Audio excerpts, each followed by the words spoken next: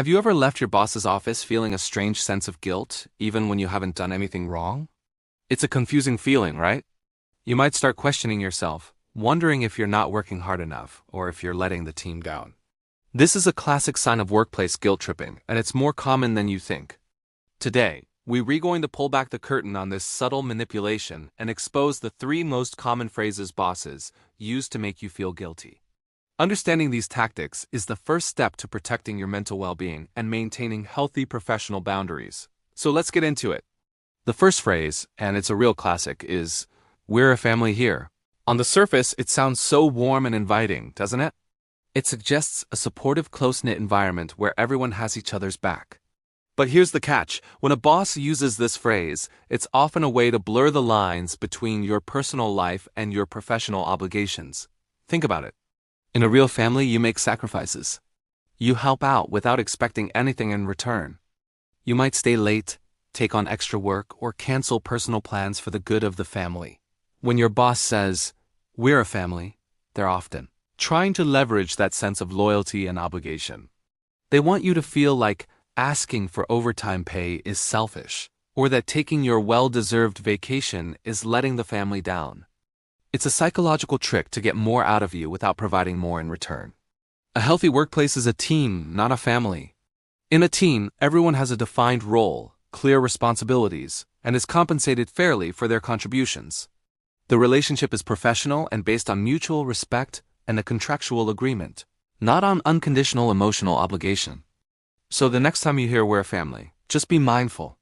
It's okay to be a dedicated team member without sacrificing your personal boundaries and well-being.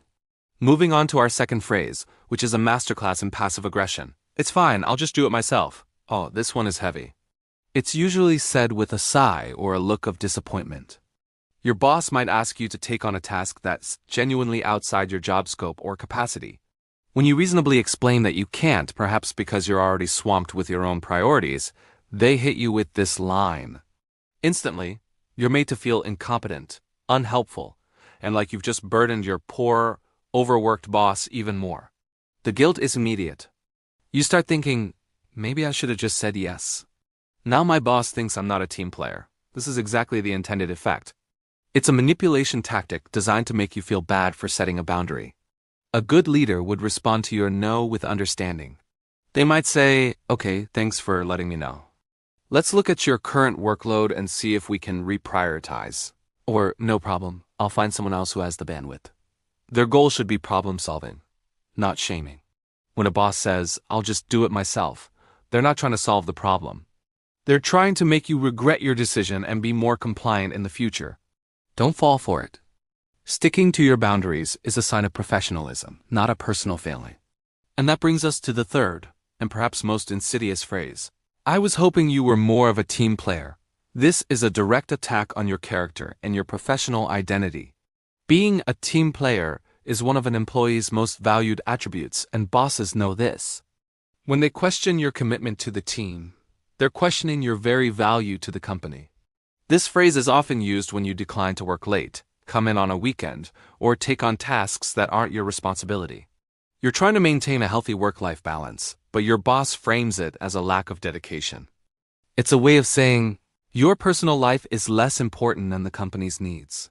It pressures you to conform to a culture of overwork and burnout. A true team player contributes effectively during their designated work hours, communicates clearly, and supports their colleagues. It doesn't mean being available 24/7 or saying yes to every single request, regardless of your own capacity. A leader who truly fosters teamwork respects their employees' time and boundaries.